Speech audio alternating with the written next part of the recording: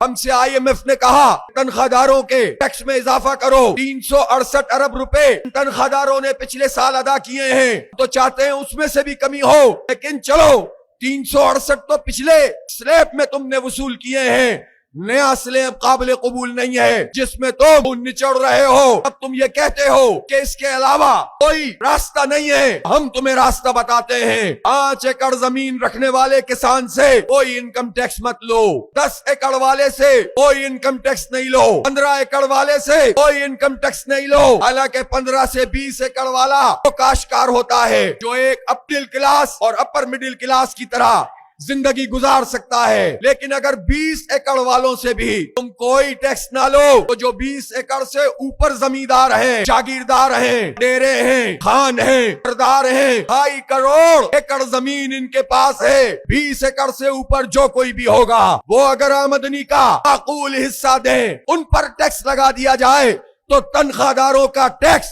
इस बोझ की कोई जरूरत नहीं होगी, नए स्लैब की कोई जरूरत नहीं होगी। शहबाज शरीफ साहब अपनी कमेटी को ये बता दीजिए कि कमेटी में भी हमारे मेंबरान बात कर लेंगे, लेकिन हम तुम्हें बता रहे हैं कि तुम कहां से टैक्स वसूल करो।